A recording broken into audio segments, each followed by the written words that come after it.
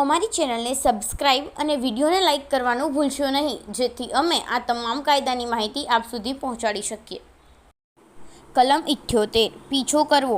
1. જે કોઈ પુરુષ કે જે એક સ્ત્રીનો પીછો કરે અને સંપર્ક કરે અથવા એવી સ્ત્રીનો સ્પષ્ટ અસ્વીકારનો સંકેત હોવા છતાં એવી સ્ત્રીનો વારંવાર વ્યક્તિગત રીતે સંપર્ક કરવાનો પ્રયત્ન કરે, અથવા 2.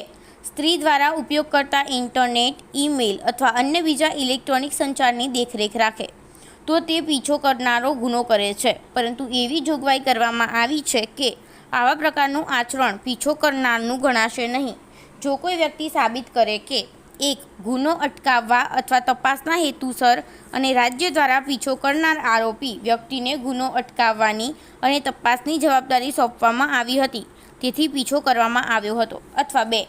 કોઈ કાયદા હેઠળ અથવા કોઈ વ્યક્તિ દ્વારા કોઈ કાયદા હેઠળ કોઈ શરત અથવા જરૂરિયાતનું પાલન કરવા પીછો કરવામાં આવ્યો હતો, અથવા 3. કોઈ ચોક્કસ સંજોગોમાં આવું આચરણ વ્યાજબી અને યોગ્ય હતું. 2. જે કોઈ વ્યક્તિ પીછો કરનારનો ગુનો કરે તેને પ્રથમવાર દોષિત ઠરે 3 વર્ષ સુધીની બેમાંથી કોઈ પ્રકારની કેદની શિક્ષા કરવામાં આવશે અને તે દંડને પણ પાત્ર થશે, અને બીજી વાર અથવા ત્યાર પછી દોષિત ઠરે તો તેને 5 વર્ષ સુધીની બેમાંથી કોઈ પ્રકારની કેદની શિક્ષા કરવામાં આવશે અને તે દંડને પણ પાત્ર થશે. કલમ 79 કોઈ સ્ત્રીની લાજ લેવાના ઈરાદાથી ઉચ્ચારેલો શબ્દ કે કરેલી ચેષ્ટા અથવા કૃત્ય.